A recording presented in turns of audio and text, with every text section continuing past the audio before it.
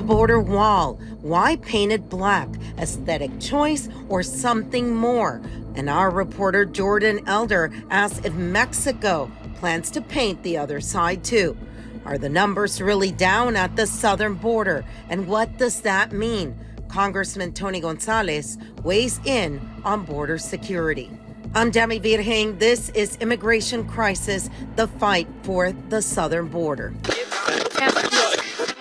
So I've been gone for a bit, but I am back. We've been traveling a lot, followed the Texas Democrats to Chicago. I was out there for about a week. And then after that, the hearings with the floodings. And then when the Democrats came back, we had to cover all of that. But we're still keeping an eye on immigration and what is going on. And to help me out a bit, Jordan Elder, my fabulous coworker who also does a lot of the border stuff.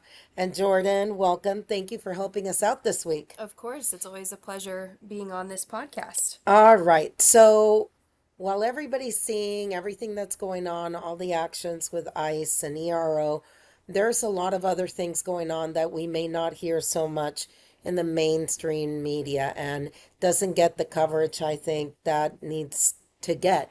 A lot of it has to do with the judges. And, you know, we're seeing now that there's, how many was it? Was it 100 judges that they got rid of? How do you think that's going to help or slow things down now? Well, we know that there is a backlog right now in immigration courts, 3.7 million immigration cases. The idea is that each of those people are going to get to go before a judge. We had the issue even before this administration, before the last administration. There were only about 700 immigration judges nationwide. So if you have 100 of them who either quit or they took retirement when DOJ was making cuts, that gets you down to about 600. And obviously the administration wants these cases to be processed faster. So something is not adding up there. You can't have more people coming in but fewer judges. You're going to get more of a backlog. Do you think the person that is hired for that job should have knowledge of immigration law? Because that's one of the things that I read, that they were looking to bypass that. Yes, that's the new thing that the Department of Justice has just announced, is they need to fill those positions for judges, but they don't necessarily need to have immigration law experience. There's the new rule in there that says, they put in the Federal Register, immigration law experience is not always a strong predictor of success as an immigration judge. They have hired individuals from other federal agencies and department components without prior immigration experience who have become successful and exemplary, is what they said. So they have said, we've done this before and that it has worked out. Did they name who they are? They did not. This is just the rule in the Federal Register. So there's no way that we can verify who it is, how many cases they go through, how many cases are overturned. We can't check anything on them. And it's a big difference from what the standards used to be. Temporary immigration judges used to have to be former appellate immigration judges, executive office for immigration review, administrative law judges, or attorneys with more than 10 years of experience in immigration law. And that was the minimum. It just seems like it's asking for trouble if you're following the rules. They want to fill the spots and get these people in front of judges, but are people going to have the same faith in judges to properly handle their case if the standards are now different? All right. So that's happening in the court. And like I said, you know, we're still seeing the removal actions going on. People are, from the videos that we've seen, especially out in California, they have whole neighborhoods where they have a neighborhood watch, and the neighbors will all come out with their cell phone cameras demanding warrants, demanding to see their face. And that's a lot more of that's going on. I think a lot of people, what they're scared of, no one disagrees with getting rid of the migrant that may have come here who has a record, who killed someone and is being, you know, they have an Interpol warrant for that person. I don't think anyone's against that, or anyone that's committed, you know, a major crime here in the United States. But when you're doing all of this and you're not following due process, I think it scares some people to think if we don't follow due process with the quote unquote criminals, when do we go down the slippery road, then, they don't follow due process with the rest of us. So I don't know what you've been seeing, because I know we keep track of what's going on, what people are posting. What are you seeing that people are saying? I think that a lot of it is kind of the creative marketing of it. There's not a lot of conversations about the due process when you compare it to conversations about alligator Alcatraz, for example, and Yeah, places like that. in the news. Yes, you're seeing that kind of creative marketing to get people on board with it. They're opening another detention facility here in Texas, the largest in the country at Fort Bliss, and they want to call it Lone Star Lockup. So it's giving it names like that, when the administration has said that's where they want to send the worst of the worst, or whoever they end up detaining. There's another one, DHS Secretary Kristi Noem was saying in Nebraska that might be, it's some, I don't remember the exact name of it, but it's like the Cornhusker Clink or something. And they want to give them all these A gimmick name, names. yeah. Yeah, kind of a gimmick name, because that's going to get you to remember it. You may not remember the conversations about immigration court backlog, due process, but you'll remember that. You'll remember Alligator Alcatraz. Yeah, and I saw also that they're trying to now use some of the space at the Great Lakes Naval Station, which is where all the recruits for the Navy go. And it just seems like, how do you mix two things? You have very young people that are going into the military that have to be trained, and that's their main mission. But now, if you're going to be housing migrants, which includes children, the elderly, the sick, how are they going to be able to divide all of that? And then we come back to Texas. What do they want to do to the beautiful wall now? So this was a new development just in the last week or so. Kristi Noem came to the border. She was giving a speech with the chief of Border Patrol and said, the president has asked that we paint the entire border wall black. And when she Why? was kind of fleshing it out, she said that the reason is twofold. One is it protects the steel of the border wall. If you paint it black, it prevents rusting.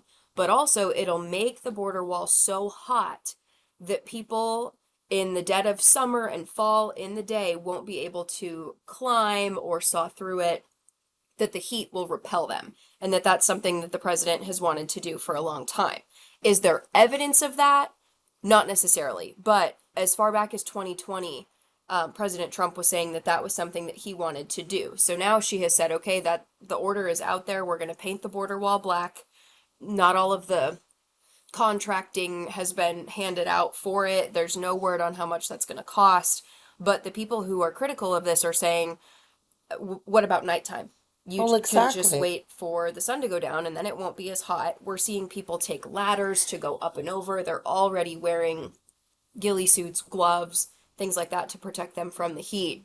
So it'll be interesting to see if they keep record on how effective this really is. And keep in mind, there's not a lot of people attempting to cross right now. Exactly. This The isn't, numbers are very the low. numbers are very low. We're not in the heat of it like we were a few years ago, where you're seeing a bunch of people every day trying to get over or under the border wall. I mean, and we have to also look at, if they're doing the request for procurement, who's going to get that contract? Mm-hmm. Because to me, that sounds kind of like the buoys that are in the middle of the water. I know you're obsessed with the buoys. I mean, what's going on with those? Have they installed any more? They haven't. They are expecting to give out a contract for a new stretch in Cameron County by the end of September. And that's a 17-mile stretch, significantly longer than what we've seen in the Rio Grande right now. From the beginning, we have kind of known that the stretch of buoys in the Rio Grande near Eagle Pass was the tester. The state of Texas installed those, I think, wanting to see how people would respond. They went back and forth in the courts about the buoys, but 17 miles is a significant amount. And Customs and Border Protection hasn't answered our questions about whether it's going to be one stretch, if they're going to be installed all at once, if just kind of where they're going to go specifically in the Rio Grande and Cameron County. But Secretary Noem said when she was announcing that the border wall would be painted black, she said more of those waterborne barriers are coming.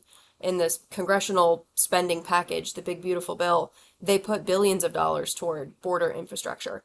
Waterborne barriers included. Okay, and I have to remind people the video is out there, Mm-hmm. which actually cracked me up. I remember being out there, Mm-hmm. 115 degrees in Eagle Pass, and there's video of migrants literally walking on top of the buoys, Jumping. jumping and laughing like If you've ever nothing. seen Wipeout, it was very similar to that. The buoys Yes. are not as big as the Wipeout balls, but they were jumping in that way. And you can really walk right around them in Eagle Pass depending on the river levels. Mhm. But again, that was kind of the idea is, this is the tester that we just want to see how this is going to go. Is this going to work? And on a broader scale, there is still that question of will it really be a deterrent or will it end up like that, like kind of what we saw in Eagle Pass, where people really could get around it, they could go over it, you could stand on top of them.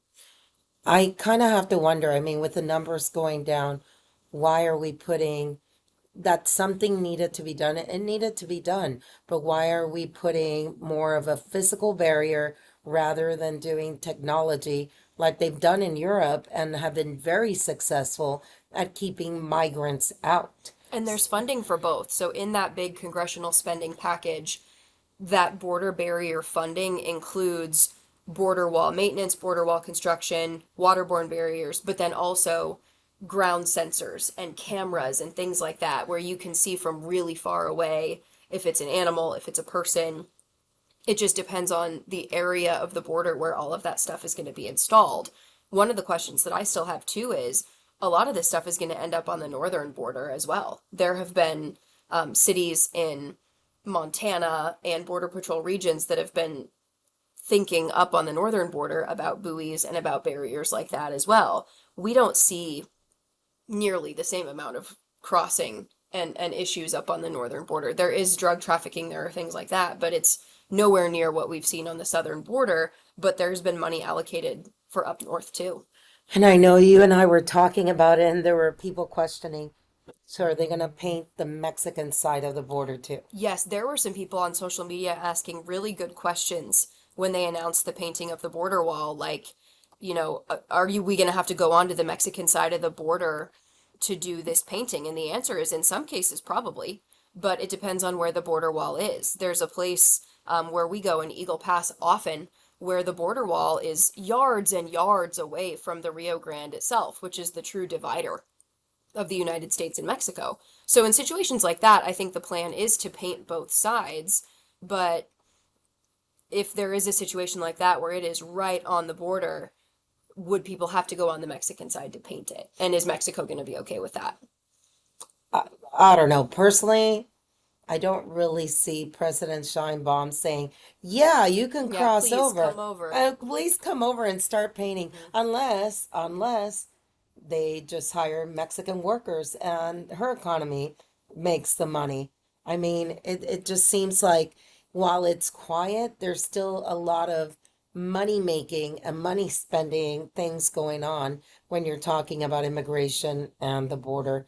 You also have your Border Watch. Mm-hmm. Where can people check out the Border Watch? You can go to the News 4 San Antonio or Fox San Antonio YouTube pages. We do a Texas Border Watch every week where we take 2 or 3 topics just like this and break them down for you, show you video of people painting the border wall, for example, and give you kind of a forum to ask questions about anything that's going on. And we look at it specifically from that Texas angle. All right, what are your handles? Jordan Elder TV. Jordan like Michael Jordan, Elder like old person. Congressman Tony Gonzales of Texas's 23rd district joined us for an update. His district stretches across more than 800 miles of the southern border, making it the largest border district in the country. Congressman Tony Gonzales is the highest enlisted service member to ever serve in Congress. He has worked hard to take bold legislative steps to address serious challenges, such as the 988 Veterans Crisis Line he's worked on establishing. Joining us now is Congressman Gonzales. Thank you so much for being here. We appreciate that. Congressman, you've improved the life of many veterans, supporting through mental health care options and health care benefits. Let's talk about the 988 crisis hotline. It's an important hotline, and it's one that a lot of veterans use, and we have to make sure that it's well funded and it expands. I'm a 20-year veteran. I served in Iraq and Afghanistan. You would never guess that I'm 100% disabled. You would never guess that I had a TBI, a traumatic brain injury. You never guess that I had kidney failure and was on dialysis. There's so many veterans that walk around that have all their arms and limbs that you never know what that individual is going through to get through the day or at night or those type of things. So it's very important that we take care of our veterans. And this crisis hotline is something that they can call and talk to somebody and get the services that they need. That's exactly right, and it works. But I'd also say too is not everybody wants to get on the phone and talk to somebody, especially in their darkest hour. This is where I think we also need to apply technology into it. There's apps for everything, and apps work. If you have an anonymous person that you can reach and you can get that help that you need, maybe without going through the traditional route, I think that's another avenue that we need to look at, especially for OIF and OEF veterans, younger veterans that don't necessarily want to talk to somebody about their problems, but they do need help, that immediate help. And when you were setting this up, were you focused on the veterans who had left the military recently or have been out for a few years? Man, that's a great question. It's a mixture of both, and I'll give you an example. I got asked 2 years ago by Space Force to come visit Shriver Air Force Space Force Base in Colorado. I'm happily to do it. I go out there and visit. The reason why they wanted me to visit that base was the #1 base for suicide. And so they were asking for funding for a gym, for a fitness facility, and we helped get that. Here later this month, we will cut the ribbon on that. But here in San Antonio, I'll bring it back home. Here in San Antonio, every Space Force Guardian goes through basic boot camp at Lackland Air Force Base. So whether you're in the service or whether you're out of service, it's very important that we take care of our veterans and our active duty service members as if there are no difference. Well, thank you for doing that. Real quickly, President Trump recently has been doing a bunch of immigration raids across the country. Sure. What are your thoughts on that?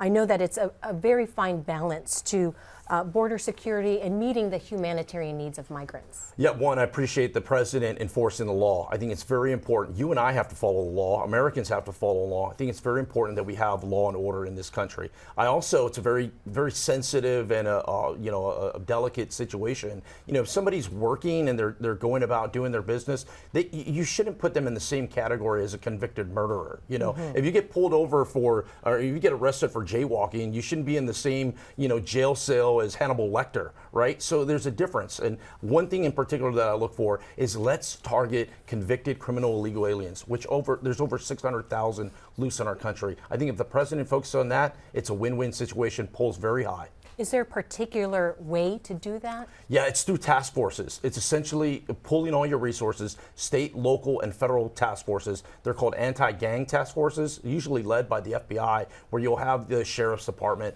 where you'll have DPS, where you'll have HSI and Border Patrol get involved. Those task forces, when they're all rowing in the same direction, that's how you go after the worst of the worst and the bad actors and get some of these really bad people off our streets. And we know that you work closely with all these task forces because I do. District 23 has the largest border, keeping an eye on everything. That's Thank you right. so much for being here. Yeah, We thank you. appreciate that. The congressman did that interview with our Marisa Mendoza on August 22nd, but we have sad news to report today. We wanted to share the news out of Uvalde, Texas. New details are emerging about the death of a staff member in the congressman's office. Regina Santos Aviles, 35, died early Sunday after being flown to San Antonio Hospital. Fire officials say she was found badly burned inside her home. Her mother told the San Antonio Express News that Regina's last words were, "I don't want to die." She was taken to Brooke Army Medical Center in San Antonio, where she later passed away. Congressman Gonzales released a statement saying in part, "We are all heart-stricken by the recent news. Regina devoted her profession towards making a difference in her community. She will always be remembered for her passion towards Uvalde and helping the community become a better place." The cause of the fire is still under investigation. friends, that is all for this week and another edition of Immigration Crisis, the fight for the southern border. We want to thank Jordan Elder and also Marisa Mendoza for joining us from San Antonio, Texas. I'm Yami Virgin, where we continue to be the eyes and ears of the southern border. Until next time.